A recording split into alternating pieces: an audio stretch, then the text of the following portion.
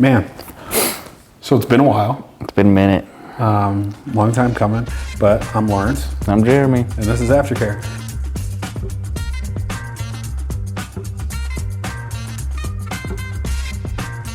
Hey. So, let's kind of just jump into it. I mean, I think... Did you think we were going to record another one? It would have been really bad if we stopped at 19 and not gotten to 20. I thought for sure we stopped at 20. I thought for sure we did 20. No, I'm pretty sure we stopped at goal. 19. I'm pretty sure. Well, here we go. 20. Let's go. 20. 20. Not a lot getting to 20. So I'm glad that we at least... That was the goal. That was the goal in my head, was because I heard the statistic that said 1% of all podcasts get above 20 episodes. So like, we can do that. We're in the top 1%. Yeah. But it's been a while. Instead of like trying to catch up on like the last 5 months with everybody. Yeah. I mean, what's going on with you in the last week or two? Oh, the last week. Oh man, well, this is AfterCare. We do talk about recovery. It was technically 2 weeks ago. I graduated my 12-step. Okay. So boom, finished that. Got a lot of congratulations. It's great to finish it. It's great to do it, and I feel more confirmation of what we've always talked about. It's like it's 12 steps, but you do them again. Yes. And you do them again. And you do them again. It's not you did 12 and now you're done. Now you're fixed. Now you're perfect. Yeah. And so I'm still kind of in that place where I'm like, I'm done. Why do I not feel complete? But also be like, no, be proud of yourself that you did 12 steps, that you did a 12-step study and got through it once. And so a big thing that I've learned through that is like, a big thing that I learned through the 12 steps was that I didn't give myself a lot of grace. Like, I was always hard on myself. Always like, I didn't answer this question right, or I didn't like how it was questioned, or I like wrestled a lot, right? I wrestled with myself a lot, and I never gave myself that grace, and that like bled out to how I treated my brothers in the group, is I didn't give them grace either. Okay. So not until like I was like, no, Jeremy, it's okay to mess up. It's okay to like struggle and grow and learn and not have it all figured out right now. Then I was able to extend that to my brothers too. So that was pretty cool. And I realized I'm still doing that. Even though I completed, even though people are congratulating me, I was like, it's not that big deal. It's not that big deal. It's like, no, like, be proud of yourself for what you've done, but don't be, what's the word? Be proud and humble at the same time. Yeah. And so that's been new for me, surprisingly, but I like it. It's good. What do you feel like, now that you've gone through it all, and you said, oh, you keep going. So what's the next step? What's step 13? Step 13. What's funny is step 12 is like, how are you going to get back, right? So step 13 is well, giving back. Like I'm production lead over at the Littleton campus now. So instead of just doing the stuff, I actually have to like schedule it and talk to people and train them. So being able to do that with kindness and patience is good, is new. As far as recover goes, there's share my testimony, maybe do a teaching, maybe lead a 12 steps. I don't know if God wants me to do that, or if I want to do that, or where he's got me with that right now. Right now it's be a good production leader and see what happens. Like, be good at what he's giving me right now. Don't get too far ahead, but also don't get lazy and just sit in the corner like I like to sit in the corner. Isn't that why we do production now? Exactly. Because we're introverts? Exactly. Yeah, no, I would say in the last 2 weeks, my experience at Recover has just been like, where do I go from here? So step 13, Yeah. right? And it's been me asking God the question. It's like, okay, where am I? Am I where you want me to be? Should I be doing something more or different?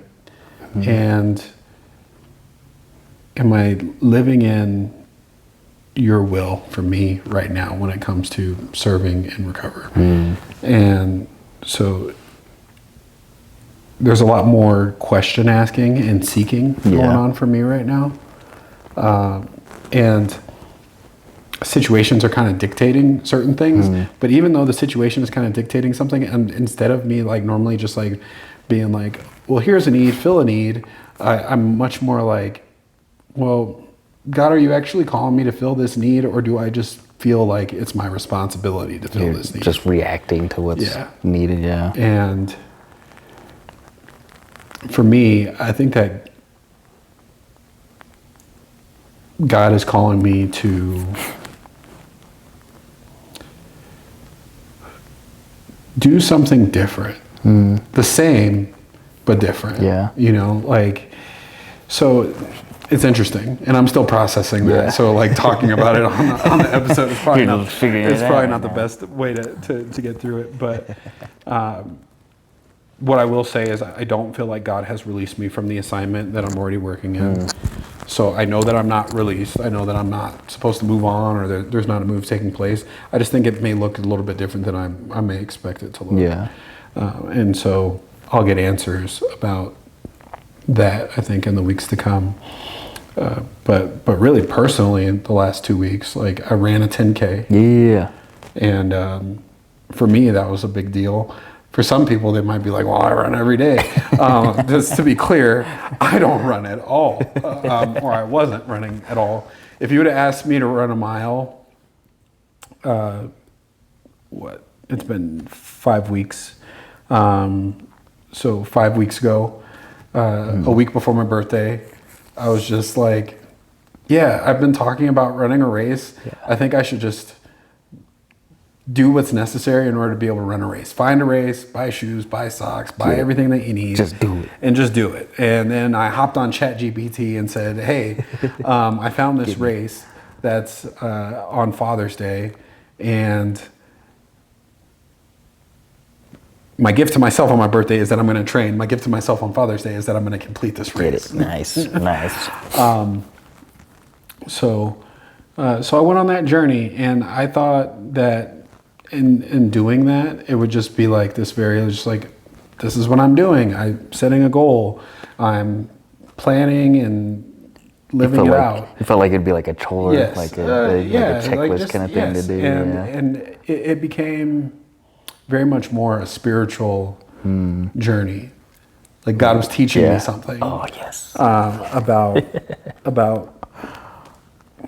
what it means to be dedicated to something, to have a goal, work backwards from that goal. What is it going to take in order for me to accomplish that?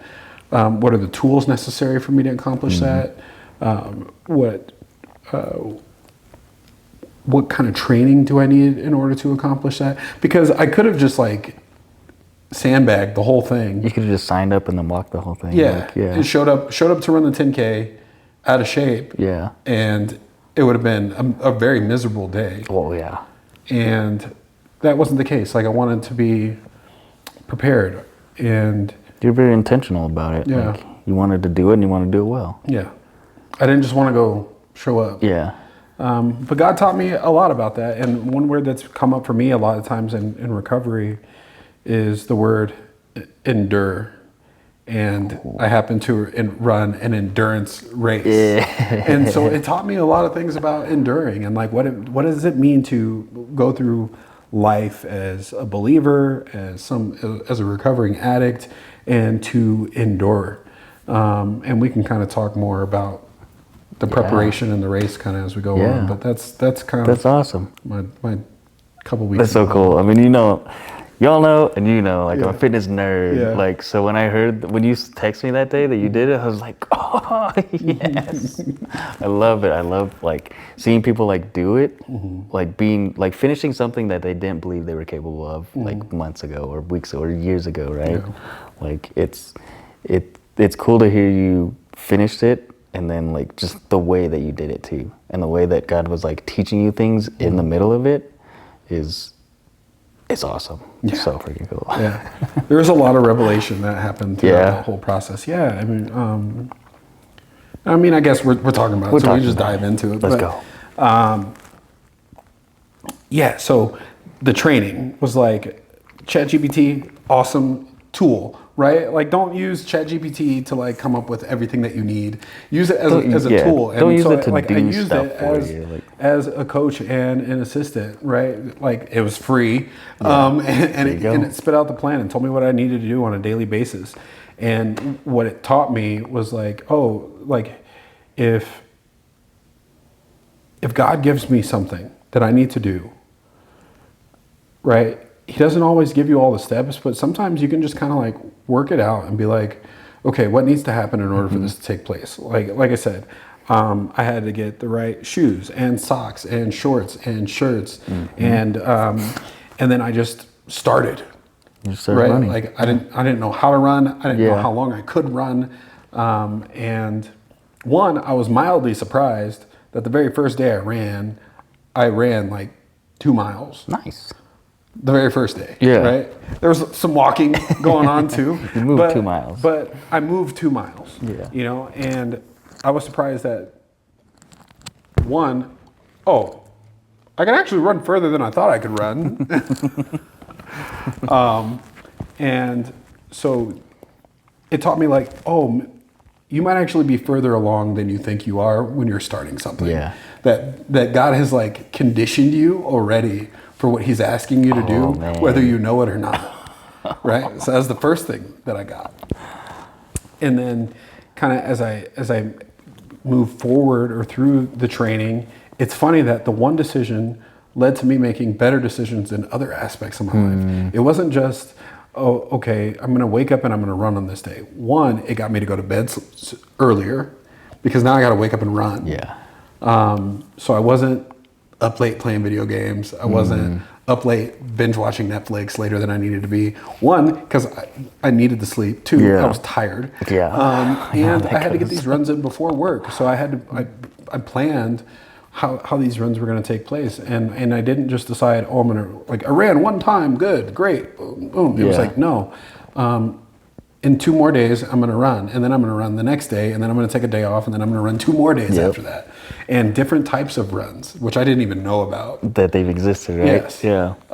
So then you learn, as I'm preparing for what I'm being asked to do or what I've planned for myself, but relating this to God, what he's asking us to do is he's going to give you multiple ways to train and prepare yourself for that. Yep. So some days it's going to be this kind of run and some days it's going to be that kind of run. And so there's different ways that you prepare yourself for what you're getting ready to do, which I didn't know, but I learned. Yeah. But then,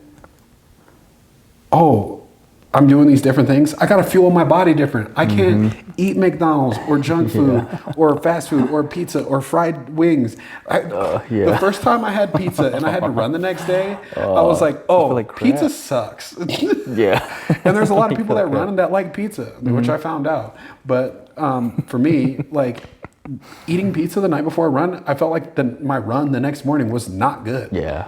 And that's something it might affect you differently. Like I could eat pizza and run, but you wouldn't know until you tried it. Yeah. And until you went on your own journey. Yeah. So then I'm making different food choices. Yeah. So one decision changed multiple aspects of my life. One choice. Yeah. And one choice to move in the right direction or the direction that you feel like you're being called to do, right? And even relating that back to my own recovery, like the one choice of saying, no matter what happens, whether I stumble, fall back into addiction today, I relapse, or whatever, my choice was that I was always going to run back to God immediately. Yeah. And so even when I made mistakes or even when I came short, because I had already made the decision that I'm going to run back to God immediately, it changed other things in my life. Like I made the choice to read my Bible more often. I made the choice to surround myself with godly people. I made the choice to be in church more than one day, than 1 day a week, not just the 1 day a week. Yeah. Like I committed to being at service on Sundays, but I committed to being in the building and at a recovery meeting on Friday nights. So one decision can completely change the landscape of your life. Yeah. And then I just went through, preparation and training, and then you find out that, I can run further distances. And then I learned, I don't have to be like a slave to my flesh. I can actually control my own body. Yeah. And I can force it to do what I tell it to do. So if I tell it it's going to get up and run, it can run. Yeah. And when my body starts to try to tell my mind that it's tired, my mind can tell my body, no, you're not. Like you can make that decision. You can make that decision. Get up, get going. Yeah. And I think, when you struggle with things like pornography or things like that, and you don't realize, like, how am I going to get free from this? It's like, you are strong enough to tell your body, like, no, we are not doing this. Yeah. And I learned that through this process. Yeah, right. Yeah. And so it's just all these things. And then, you fast forward, get all the way through training to the race. And it's hot. Oh, yeah. Right? So this up until this point, I'm running at 5 o'clock in the morning. Sunrise runs, right? So the sun is coming up as I'm doing the run. Like it's light outside, but the sun is not up. Yeah, nice, perfect timing. And we live in a state where it's cool in the morning. Yeah. Yeah. So we're talking about, even though it's summertime, like it's 45 in the morning. Yep. Yeah, in the morning. Yep. It's only 45 degrees outside. Oh, that's so nice in the morning. Yeah. So I'm doing these runs and it's cool, So I'm not running in heat or anything like that. I'm not running in any sort of element. And race day, it was 95 degrees. And I'm used to running at 5:30 in the morning. Yeah. Right? And not only am I not running at 5 or 5:30 in the morning, the race doesn't start until 8. So I'm running later than I normally run. And it's hot. It's all changed. And it's hotter at that point than that because the sun has had time to come up and heat the day up. Yep. And so, man, it was a different experience. It was a new challenge that you weren't training for. A challenge I had not trained for. That you didn't even know you had to train for until probably till you got out there and like, it's hot outside. Yeah. It's hotter than I'm used to. Yeah. And I've trained my body to run this distance, but I didn't train my body to run this distance when it's 30 degrees warmer outside. Yeah. And so it was a different challenge I had to face in the middle of the race. Mm-hmm. Mm-hmm. And I was like, oh God, like, okay, this is what can happen. Yeah. We're like, man, I'm running to my calling. I'm running to this thing that God is telling me to do, and I'm prepared for it. And guess what? Here's a curveball. Yeah. Yes, you are prepared to do this thing, but there are elements that you could not prepare yourself There's for. things out of your control. Out of your control. Yeah. And had I even tried to run in warmer weather or later in the day, it was not warm enough here. Like this literally was the hottest weekend at that point. So even if I was running later in the morning, I couldn't prepare for this. Even if you were training, even if you were like running in a hoodie or a garbage bag or something to train for hot, doesn't mean it wouldn't have rained and been cold or windy that day. Like another thing that could have been out of your control. Yeah. So there was just so many lessons from God throughout the whole thing. And then it's just the challenge of the run and being in the run and praying while in the run and worshiping while in the run. Yeah. Getting to hitting the wall. Yeah. Oh, how did that feel? Oh, man.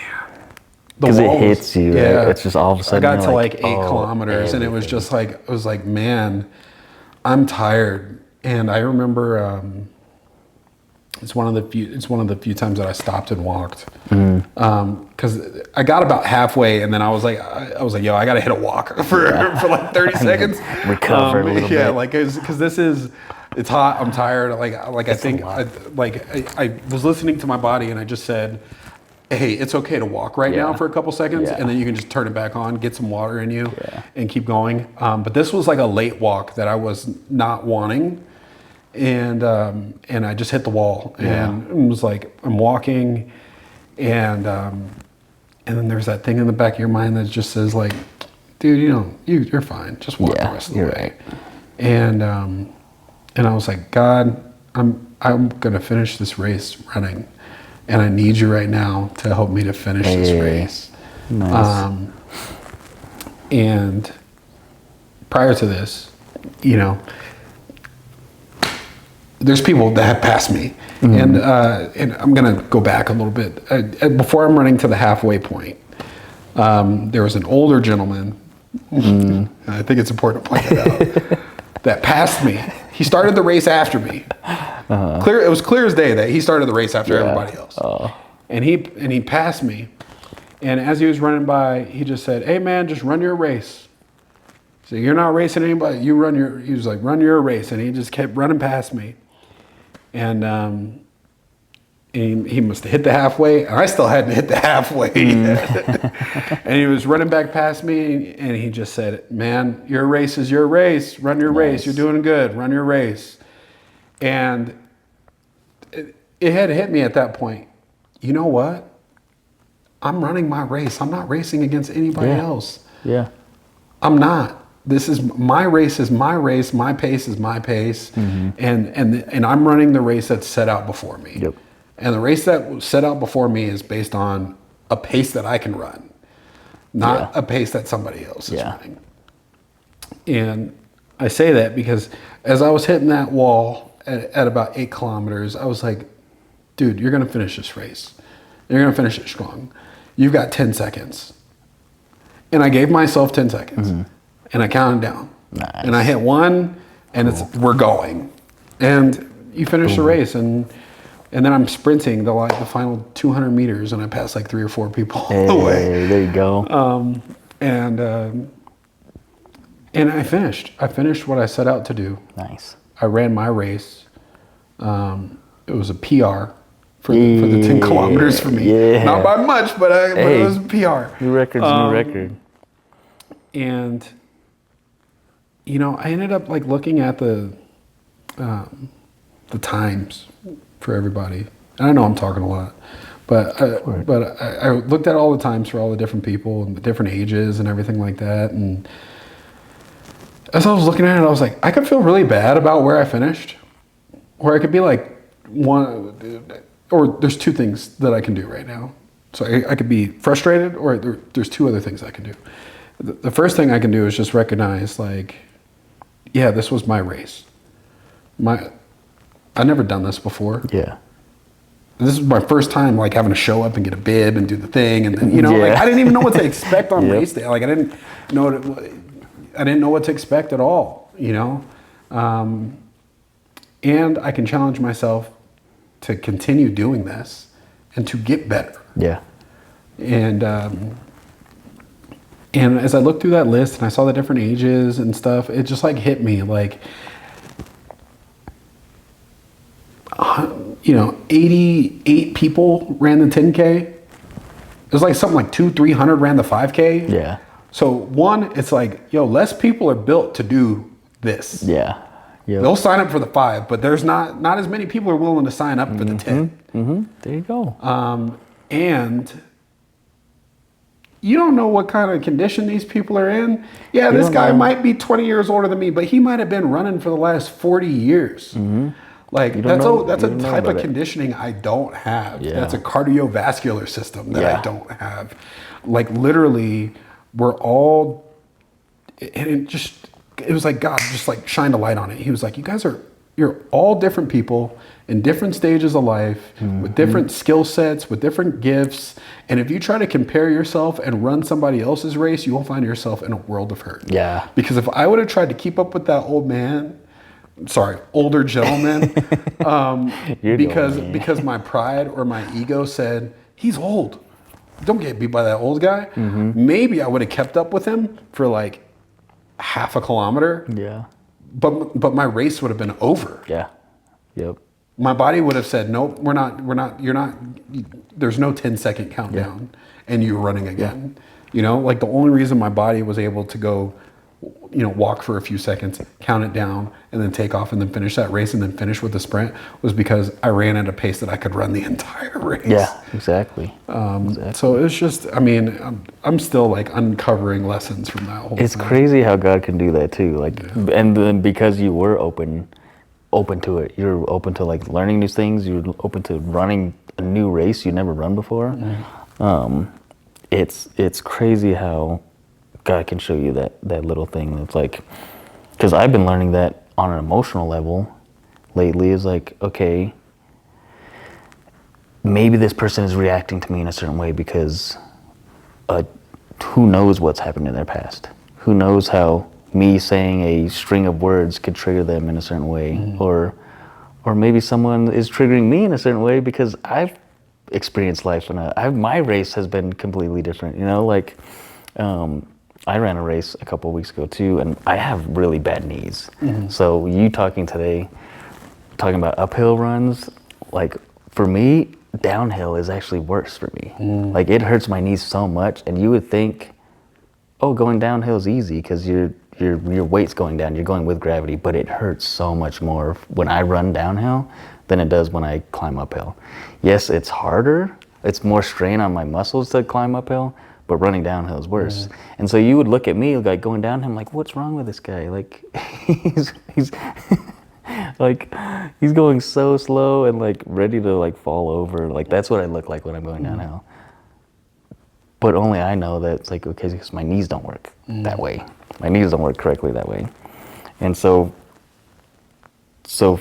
you getting that and seeing people like on their own journey, on their own race, like I've been learning that too, is looking at other people on their race. I'm like, I don't know.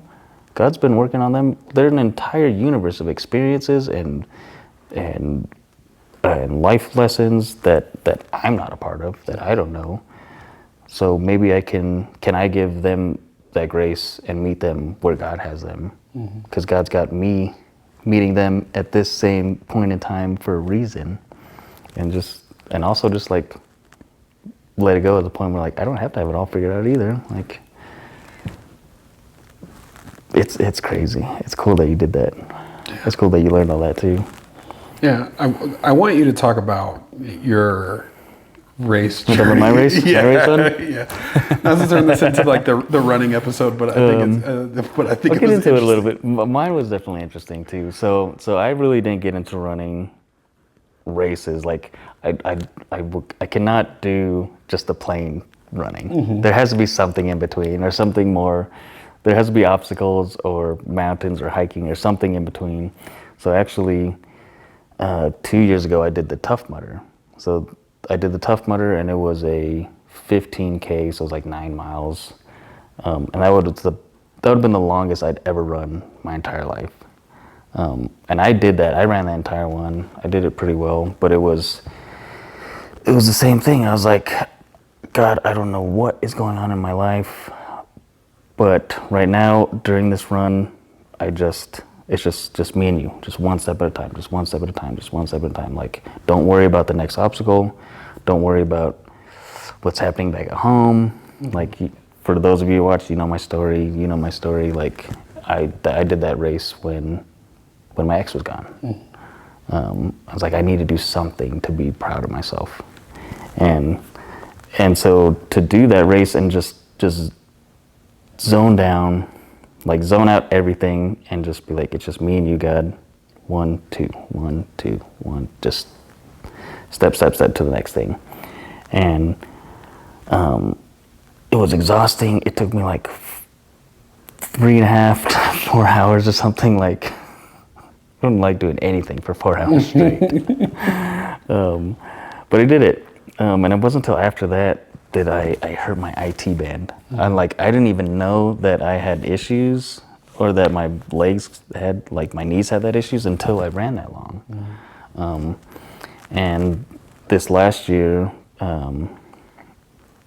actually a couple of months ago, me and my brother-in-law wanted to do the Spartan race. And so the Spartan race have they have like a trifecta medal. So they have a 5K, a 10K, and a 21K that I thought was a 9K. So doing your research before and getting prepared for being intentional, and I was like, I'm not gonna go fast. I'm not gonna stress about it. I'll be fine. Like I work out a lot. I exercise a lot. I got really addicted to pickleball, so I didn't train. I didn't train for my race at all. I just played pickleball, and for me, I could play pickleball for like 4 hours and like not even realize I'd been there for 4 hours.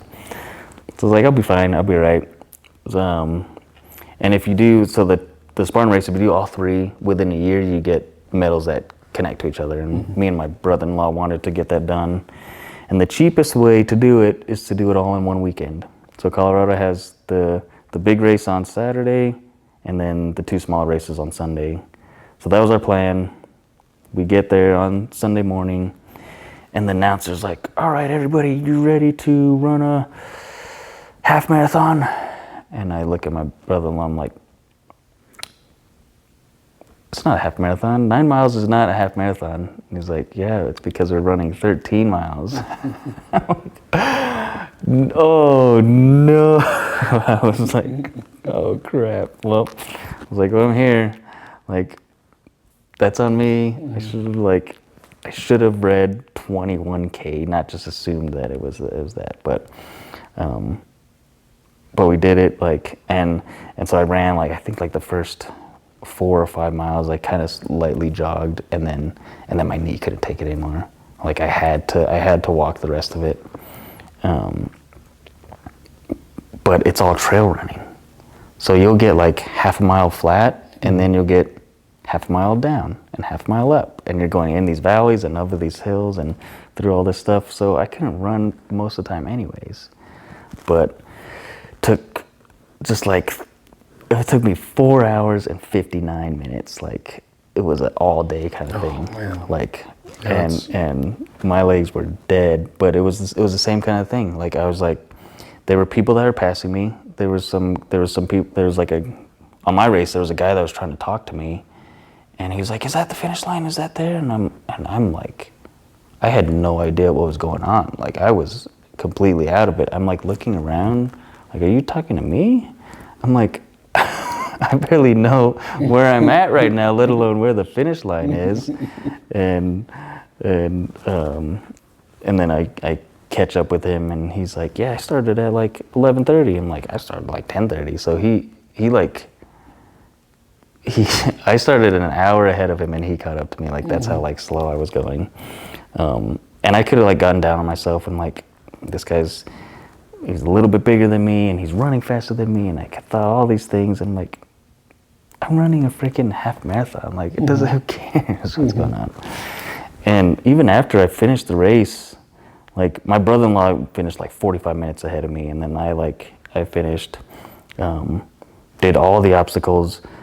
On mile 12, I almost threw up. I was so close to throwing up, dude. I was like exhausted. I was sunburned. I felt horrible, but jumped over the fire, finished the race, and I was cramping up like crazy, like just trying to get back to the hotel without like trying to drive my car back to the hotel. It's a whole nother adventure on its own. But I did the same thing. I looked at the stats and was like, dang, I'm like 140 out of 160 or something. Like I'm down there. Like I'm not used to being like the slower of the group or the weaker or whatever it is. I'm used to like being like average, like above average of everything.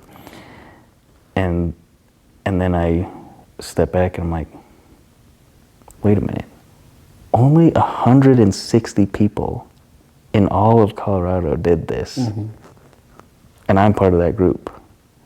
Like it's so easy for us to compare to like everything, to compare to like the little thing that we're doing or whatever it is, like, and instead of step back and realize like no, this is a victory. This is a huge thing. Like, and I'm like, a half marathon. I've never like I've never even walked 13 miles in a day. Like, unless I'm at Disneyland for 15 hours or something stupid like that. You walk a lot at Disney World. Yeah. But even then, like, not like that. So I was like, and I was not planning on doing a half marathon in one day.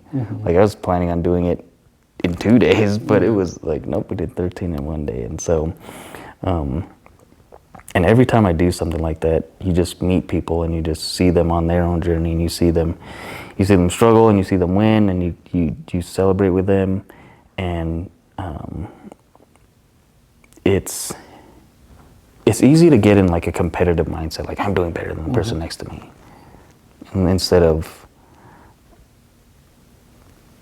celebrating their victories with you too, like, and in the Spartan, you'll see people, you'll like lift up rocks, and you'll throw spears, and you'll climb ropes, and every time you see someone complete something, is like, it's super exciting too. It's like, yeah, they're doing it, like there's somebody it's just as crazy as me, like completing something like that. So it's super fun to get in that, and it's easy with stuff like that, and I think it's kind of hard for us to like come back to the real world and like celebrate other people's victories, whether it be at work or even at church or whatever it is. Like, oh, that person got that promotion, that person got that job, or that or my friend fixed the thing that I couldn't fix. And it's really easy to just get down on ourselves, and compare our like life situations to other people's situations, instead of, oh God, thank you that I was able to experience this and learn this, and thank you that they're doing good too. Like, that I'm friends with someone that's doing that good. Why do you think that is? Why do you think that it's easy to go to a race and be encouraged by somebody while they're ahead of you or behind you even, or alongside you? I'm gonna get philosophical on this one. It's a fear-based mindset. So it's based out of fear, and it's a scarcity based mindset. So when you see somebody winning, you think they're the only ones that can win, and I'm losing out on that because of it. Like, I've done that with friends that are married and have kids. I'm like, crap, they had the kids. Now I can't have the kids. Doesn't make any sense. No, it doesn't. That's not how it works. That's not how it works. So, and it's but that's how the enemy gets you. Like, and the same with dating. Oh, the guy got the girl. The guy got the cheerleader. Well, there's so many more people out in the world, but it's easy for us to be like, now I can't get it because they got it. Or they got it first, or they got it better, or they got this. And it's pretty sure there's a commandment about that, you know. Do not envy. Don't covet. Don't covet. But where that comes from is like, we're afraid that we won't, that like, almost like God can't bless us if he's blessing somebody else. And then it puts him in such a small box. Like, we forget that he spoke and created the entire universe. Like, how hard is it to... What's funny is like... one more thing. This mindset, it started in the garden, right? And this isn't like my own idea or like thought. Well, it's definitely not my own idea or thought. But this isn't from my brain. Like, I heard another speaker say, his name is Myron Golden. He talks about Adam and Eve in the garden, and that the first thing that Satan really did, or the serpent really did, is to get them to focus on their lack, and how he changed two words in what God had told them, to get them to very easily be manipulated to do what he wanted them to do in that moment. And it was that, God said, of every tree in the garden you may freely eat. So every and free. And Satan changed the words and said, did God really say, I'm going to get this wrong, that man, I need You to just look this tested up. on it. Like you can, But did that. God really tell you like that you can't have this? And so he gets them to focus on God said every and freely, you can freely eat everything. Yeah. And Satan got them to focus on the one thing that they could not have. And they talk about like that tree in the garden was in the middle of the garden, and it's pointed out in the Bible to be clear, right?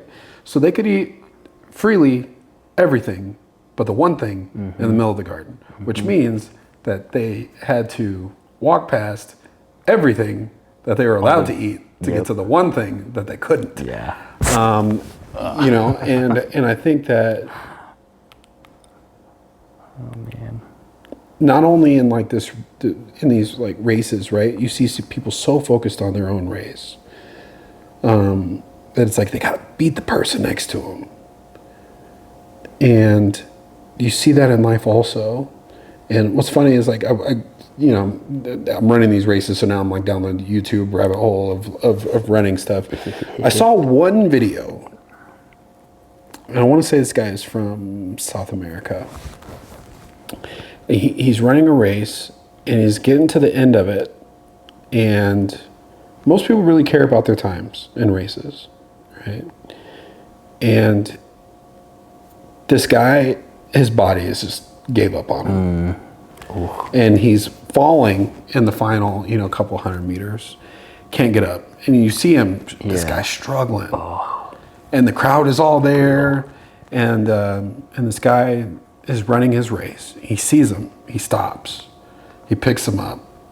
And they walk. Yeah. The rest of the race. So that they both finish. Yeah. So many runners ran past this guy. Yeah. So many. One person stopped to help this guy. And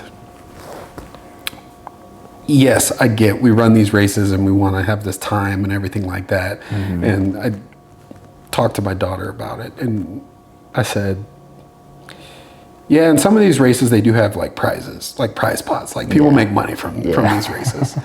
And I said, if we're at the point of the race where like, oh, I'm at the front and like this is my income, and so we're a professional at this, like I've got then of course, like go ahead, finish the race. I said, but even at that point I probably would have finished and then came back and helped the guy. But at this point of the race, none of these people are making money. It's literally just for their ego. It's just for them. I want to be the guy that stops. And I hope that there's somebody that would be the person that would stop for me. If it was me. And I'm grateful that I had the experience of the guy that said, hey, run your race. And then as he was passing me and then running past me, he was encouraging me, right? And I think that on this journey or this race of life that we should look to encourage people that are running a different race. They're not even running the same race. What God has for you is for you. What God has for them is for them. And I've tried to like look at life and just be like, you never know the circumstance that somebody else is dealing with. The person next to you at the red light that's driving the really nice car could be like really, really underwater. And that car is part of the reason why they're really struggling in life. And to you on the outside, it looks amazing because you're in like a Pinto. But you're living life freely, and that person is living the life with the weight that they can't get out from underneath. But it looks good on the outside. And I think that's the thing where like we need to start realizing like Yeah, that guy might have the cheerleader, and she might have a terrible attitude. Yeah, you don't know. You don't know what's going on. She could be a horrible person. But the girl that's not a cheerleader, the girl that you're actually talking to, the one that's your friend, might be the one that makes you dinner. And that's nice. Yeah. Yeah, the older I get, the more I'm realizing stuff like the stuff that really does matter. Like, yeah, it's nice to have a nice car. Yeah, it's nice to be first place in a race. But also how much time do you have to put in to get that car, to get that first place race? Like right now, you've got 4 kids who play 13 sport games on a weekend.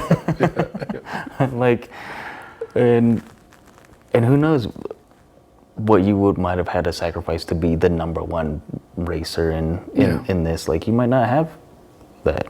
And the people that do finish those races, yeah, they're happy there. They might be happy there, but they also might want what you have. And so God's got you exactly where He wants you for a reason. And you can either compare, like they say, comparison is the thief of all joy. You can either compare and say, I could have more, I could have better, but also maybe have exactly what you're supposed to have. Actually, you do have exactly what you're supposed to have. You're fine. Yeah. And not to say like when bad things happen that you're supposed to have those bad things happen, but God's got a bigger plan in all of it. And just take it one step at a time. Run your race. Run your race. It's good, man. It's been a long time. It's been a minute. It's good to talk. It is. It's good to catch up. Definitely. We didn't even get into my sport. What's that? We didn't even get into my new sport addiction. Oh, the pickleball? Pickleball. Yeah. My name is Jeremy and I'm addicted to pickleball. That one's good.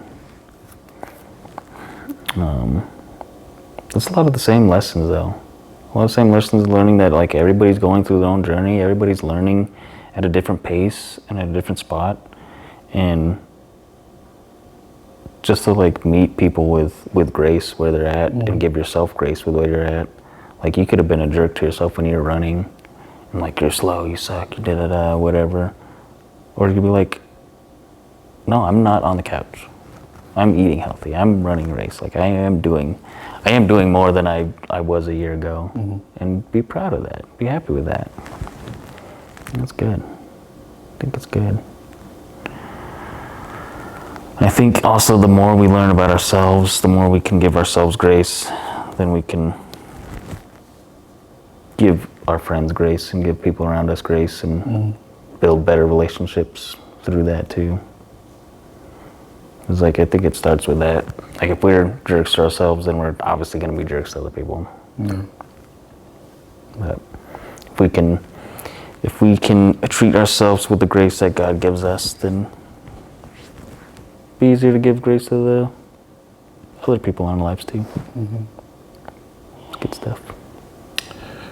Good stuff. You got questions?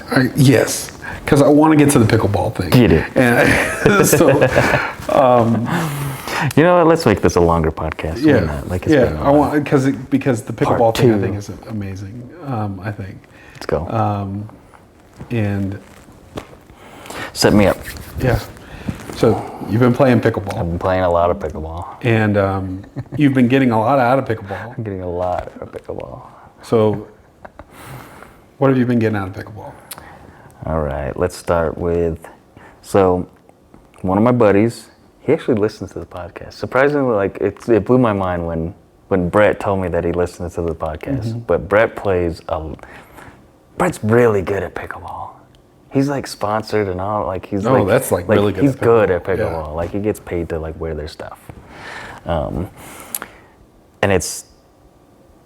he's sponsored by Selkirk, which is like the top 3 pickleball companies in America. Like it's not like Walmart brand. Like the paddles are $300, the shoes are like $200. Like he gets good stuff, and he's really good. Shoes for paddleball? It's not just like tennis shoes. Yeah. There's pickleball shoes. So you know how they have everything for running? Yeah, Just as everything for pickleball too. that's crazy. They have pickleball shoes, socks, paddles, glasses, gloves. So crazy story. I met Brett at the men's conference last year, and I played high school basketball with him. And so crazy coincidence. He was at the men's conference. He had been going through relationship stuff. I had been going through relationship stuff. We met up, and he told me that he plays pickleball a lot. I'm like, cool. Like I like sports. Let's go play. I show up with like a $50 paddle, and he's like, throw that away. he gave me one of his old paddles, like one of his like $300 paddles. He just gave it to me. I was like, sweet. And so after playing with him, because I've been playing like pickup like with different people and with the Red Rocks Sports League, and he gave me that new paddle, and I was like, oh, this is different. And then and so I kind of understood it after playing with him, and then joined the sports league at church, made a bunch of new friends, really started getting into it. Now I'm at the point where I have like a group chat of like 20 plus people, and we just throw in the group chat, hey, who's playing today? And we'll just meet up and play. And I'll play for like 4 to 5 hours at a time. But you don't do anything for 5 hours. I know, except pickleball now. I ran last year, and now I can like play pickleball. But I could play, we'll go to the park for like 5+ hours, and we'll show up at 12, and before you know it, it's like 5 o'clock, and you're like, oh, dang, I'm sunburnt. But something I've been learning, like, because I still go to the gym. I still technically bodybuild, but I don't compete in bodybuilding. But at the gym, you can just put your headphones in, you can just put your hoodie on, put in your grunge music, and just lift. Like that's my ideal like situation. Like go in the dungeon, go in the dark, and just lift, and you don't have to worry about anybody else. Yes, don't spot alone because you could hurt yourself, but you could pick a weight that you could just roll off and you could be fine. Like I did that for years. Like I bodybuild I had one buddy who coached me once, but for the most part it was just me. Like I made my meals, I did my workout programs, like all of it just by myself. And even last year, like I had a friend who was super interested in my competing, and I told her, I was like, this is nice to like have someone like interested. Usually I'm doing this all by myself, and it's usually really lonely. But like when you're by yourself, if you fail, it's all your fault. If you succeed, you get all the glory, right? And then so to then start playing pickleball and realizing, oh crap, I can't even play a game by myself. Like I could play against a wall, but that's not pickleball. Like I need 3 other people to play a normal game of pickleball. And like I was playing a lot. I was playing like 5 to 6 days a week, like for a couple hours. And I was like watching drilling videos and like learning like how to play and all this stuff. And I was playing with people who were way better than me, like Brett, and like my skill level got up real fast. And meeting new friends that I've never played before. Like I remember going to a friend, she was having a birthday party. She invited all her friends that were playing pickleball, and most of them didn't even know the rules. So I had to teach them. I had to teach a lot of people how to play, and then just be okay just like not playing highly competitive, high-level pickleball. And even one of her friends was like, are you hating this right now? And I was like, no, I'm just playing, and like I don't have to like play intense all the time. And then I even learned that through playing with more friends, because like in a group setting, you're gonna have so many different people and so many different athletic levels and so many different emotional levels and so many different personalities too. Like I remember we had some friends that were like very loud and obnoxious when they would score. I'm more introverted. I usually laugh and probably make it worse. I'm sure some of my friends hate playing against me, but luckily they still play with me.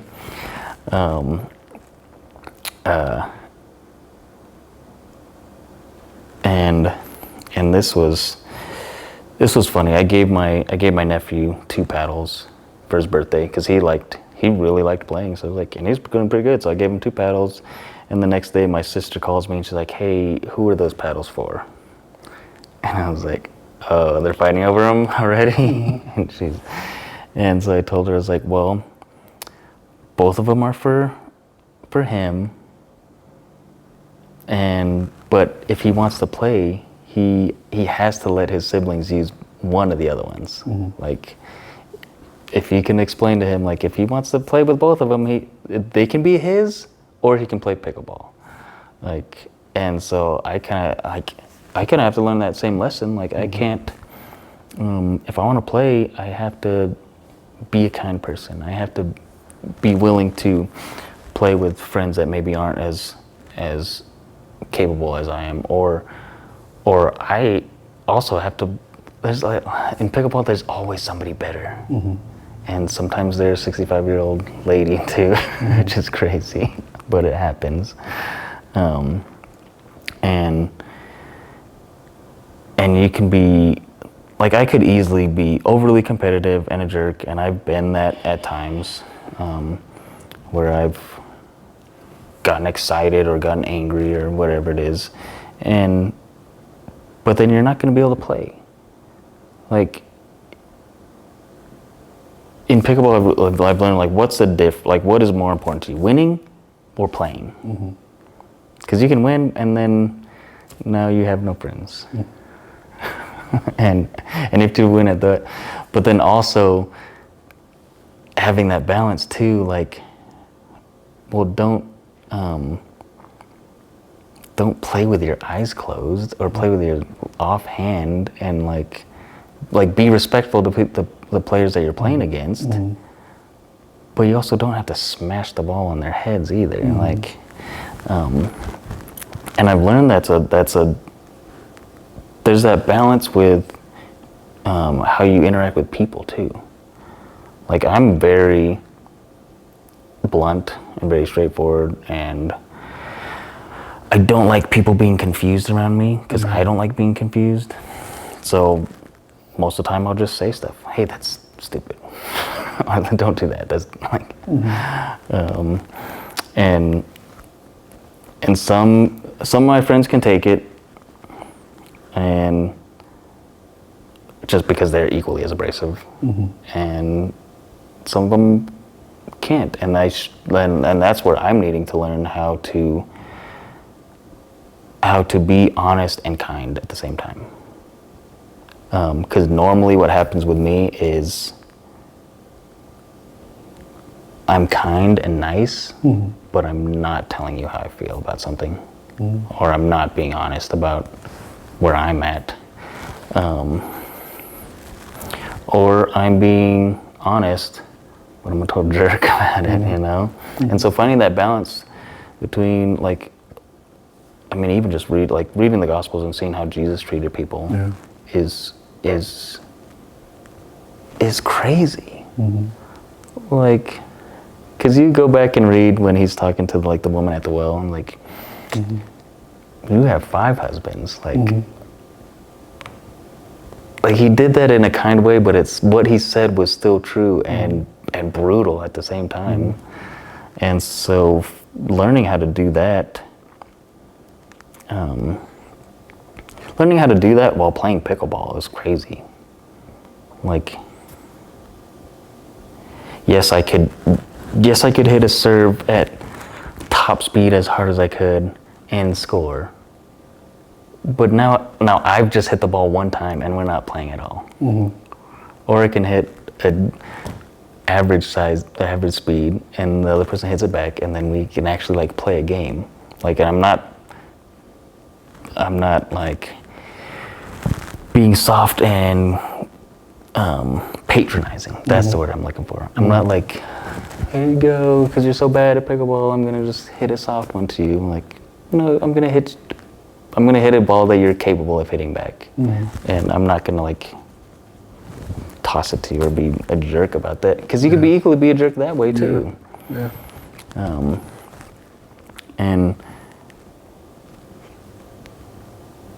And it's crazy to learn that in pickleball, or in any sport, because I learned that in volleyball and basketball, and coaching kids too in basketball, coaching sports. Like you coach a kid's football team too. Like, how do you push them to be better, but also not, also live in reality, right? Live and say, this is what's going on. Like, yes, this person is better than you. Yes, this is what you need to do. This is also what I need to do. And be honest and kind in that whole interaction.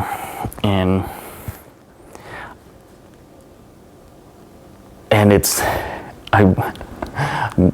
me so much, I like, as who I am, I want it to be systematic, where like, just say these words and every person will understand it and get it. And then I'm like, and then God introduces me to all these different people who think differently and react differently and play differently and show up differently and think differently than me. And it's like you're running. You can watch all these YouTube videos, and then it's 100 degrees outside, and you have the best socks and the best shoes, but it's hot. Yeah. Like, no matter what, then I can read all the books and do all the emotional training and all the pickleball stuff, and then I meet someone who maybe is going through something and just needs to be outside, and is not very good at pickleball, but just needs a friend out there. And I've had that too. I'm like, okay, God, I have to, like, I'm here sacrificing one pickleball game so that a friend is just included and feels loved. And